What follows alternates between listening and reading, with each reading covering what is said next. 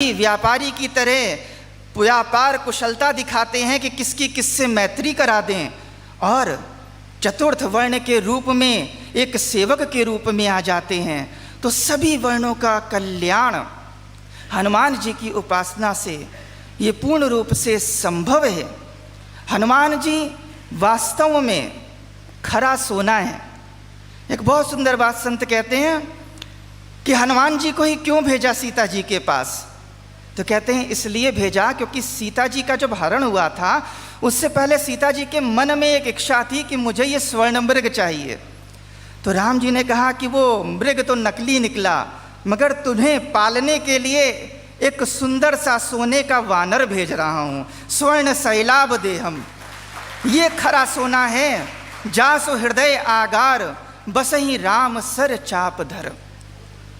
बहुत विस्तृत चर्चा है, परंतु समय का अभाव है, इसलिए अपनी वाणी को यहीं पर हम विराम देते हैं। एक बात के साथ कि मंगलमान बड़े मंगल का जो वास्तविक लक्ष्य वो यही निहित होगा कि राम राज्य की स्थापना हो। सूरदास जी कहते थे रामचरितावली में, सूरदास शुभपुरी अयोध्या राघव सुबस बसाऊं, अब आवें रघुबीर जीति दल तो हनुमंत कहाऊं। वास्तविक में हनुमंत तब हैं जब राम राज्य की स्थापना हो, और ये मंगलमान का अभियान उसी में सहायक हो। यही मंगल मूर्ति प्रभु श्री हनुमान जी के चरणों में प्रार्थना है। जय श्री राम, जय श्री हनुमान।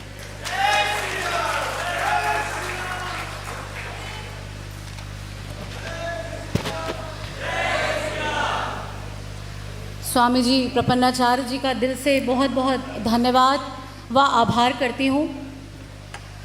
अब मैं जिन्हें यहाँ बुलाना चाहती हूँ, परम हनुमान भक्त, लखनऊ की पहचान, एक कुशल शिक्षक, वक्ता व श्रोता, पूर्व महापौर लखनऊ, पूर्व उप मुख्यमंत्री उत्तर प्रदेश सरकार, वर्तमान में विधान परिषद सदस्य व वरिष्ठ भाजपा नेता, मेरे गुरु आदरणीय डॉक्टर दिनेश शर्मा सर को मैं मंच पे आमंत्रित करना चाहती हूँ कि आप आएँ और हम सभी को आशीर्वचन दें। सर।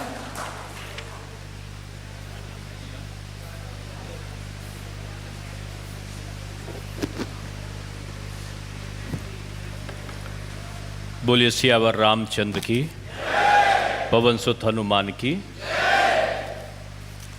मंच पर विराजित प्रातः स्मरणीय स्वामी सौमित्री प्रपन्नाचार्य जी महाराज, मंगलमान के सम्मानित अध्यक्ष श्री गणेश तामुकार जी, इस विद्यालय के सम्मानित प्राचार्य प्रोफेसर देवेंद्र कुमार सिंह जी, लुआक्टा के सम्मानित अध्यक्ष प्रोफेसर मनोज पांडे जी, आदरणीय केशव प्रसाद जी, प्रोफेसर जयशंकर पांडे जी, प्रोफेसर रामकृष्ण जी, Shri S N Tripathi ji, खुनखुन degree college के प्राचार्य अंशु केडिया जी, Ismailganj degree college, Atal Bihari Vajpayee degree college के प्राचार्य डॉक्टर सुभाष पांडे जी, आदरणीय सुषमा मिश्रा जी, अनुभव सिंह जी अभी IAS में भी सेलेक्ट हुए हैं। कहाँ हैं अनुभव जी? बहुत बधाई। बजरंगबली आपको शक्ति दें, आगे बढ़ने का अनुभव दें और आपको इतनी ताकत दें कि आप एक सुशासन व्यवस्था स्थापित करने में सफल बने। और समाज सेवी, व्यापारी नेता आदरणीय संदीप बंसल जी, और राय साहब तो हमेशा पर्यावरण के लिए छाती पर लगा के चलते हैं। उपस्थित सभी यहाँ के विद्यार्थीगण, महानुभाव, मैंने बहुत सारे कार्यक्रम दुनिया के कई देशों से लेकर पूरे भारतवर्ष में किए हैं, और मुझे स्मरण भी नहीं मैंने कितने कार्यक्रम किए होंगे।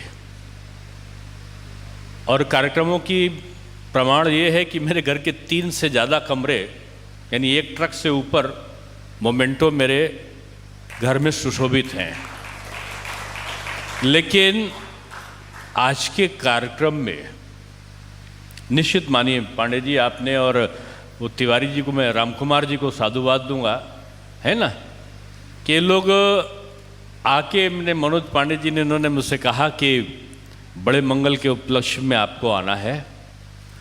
और मैंने आज हनुमान चालीसा का जब पाठ मैं पढ़ रहा था तो मुझे विद्या के मंदिर नेशनल कॉलेज में मेरी उपस्थित है ऐसा नहीं, मुझे लग रहा था कि मैं बजरंगबली श्री हनुमान के मंदिर में कहीं आया हुआ हूँ। और आप निश्चित मानो एकाग्रचित मन से कोई भी, चाहे विद्यार्थी हो चाहे जो लोग हो, अगर बजरंगबली श्री हनुमान का आप स्मरण करते हो तो आपके अंतर मन में अपने आप से शक्ति का जागरण होता है। और ये कोई भी कुछ कहे, मुझे कभी कभी व्यंग भी सुनना पड़ता है, लेकिन मैंने अनुभव किया है इस सब चीज़ों को। और मैंने अपने जीवन का बड़ा लंबा कार्यकाल 2010 तक मैं बजरंगबली के छोटे से मंदिर घर पे एक बना रखा था, उसी के सामने मैं ज़मीन पर ही लेटता था। कोई बिस्तर नहीं, कोई तकिया नहीं, कोई कुछ नहीं। और वास्तविक रूप में मैं कह सकता हूं कि बजरंगबली श्री हनुमान की, लोग तो अपने प्रवचनों में बोलते हैं कि कृपा बरसती है, लेकिन मैंने उस कृपा को स्वयं अनुभूत किया है। इसलिए मैं आप सबसे कहूँगा कि सकारात्मक दृष्टि को प्राप्त करने के लिए ईश्वर का स्मरण जरूरी है। और ईश्वर के स्मरण में बजरंगबली का स्मरण करो तो सारे भगवानों का स्मरण अपने आप में हो जाता है। क्योंकि राम को पाना है तो हनुमान को भजना पड़ेगा, और हनुमान जी की अगर पूजा कर ली तो समझो सब की पूजा हो गई। मैंने इस सारी चीज़ों को जानकर क्यों बोला है, प्रपन्नाचार्य जी बोल रहे थे, और उनका एक तेजस्वी जीवन समाज के प्रति समर्पित भाव से है। मैं उतनी विद्वता तो नहीं रखता, लेकिन बात सही है कि लखनऊ में जो हनुमान जी का मंदिर बना उसके बारे में तमाम प्रकार के चर्चाएं हैं। लेकिन एक ये भी उल्लेख आता कि आप देखो सब जगह पे आपको बजरंगबली के हनुमान के मंदिर के ऊपर या मंदिर के ऊपर त्रिशूल दिखेंगे, लेकिन अलीगंज के जो मंदिर में आप जाओगे, नए वाले मंदिर के ऊपर, उसमें चांद बना है।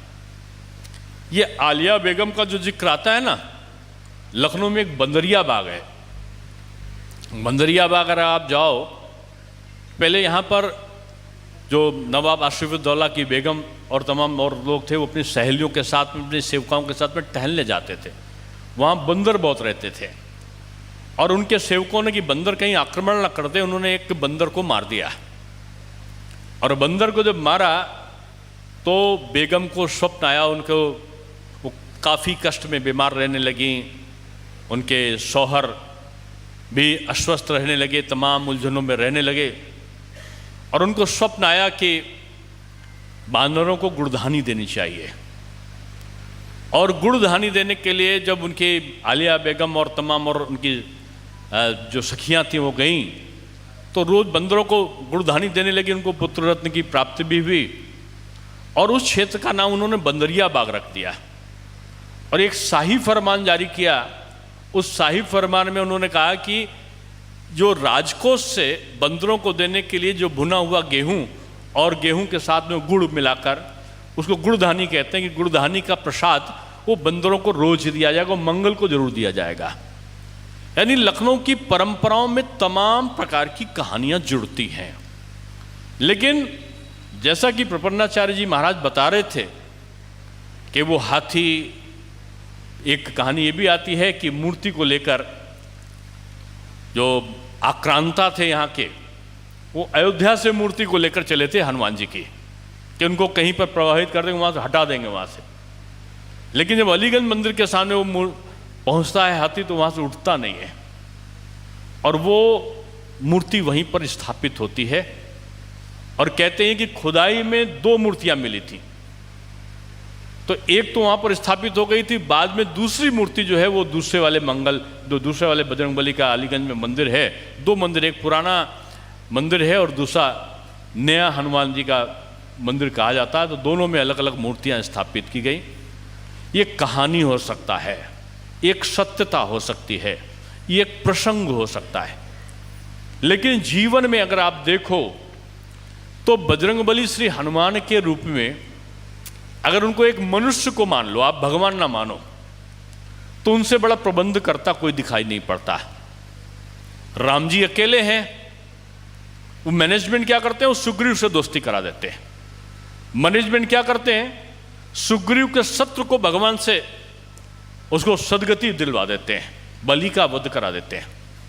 करते क्या है, अंगद को बाली के जो पुत्र है उसको युवराज बनवा देते हैं। क्यों? अंगद को भी उतनी शक्तियां प्राप्त हैं जितनी बजरंगबली श्री हनुमान को है। यानी पैरेलल शासन शत्रुता का भाव वाला स्थापित ना हो और सुग्रीव के साथ कोऑर्डिनेशन हो, यानी वो राजा और वो युवराज बना देते हैं। और उसके बाद वो जब खोजने के लिए निकलते हैं तो रीछ को, बानर को, भालू को, सबको भगवान मर्यादा पुरुषोत्तम श्री राम से मिला देते हैं।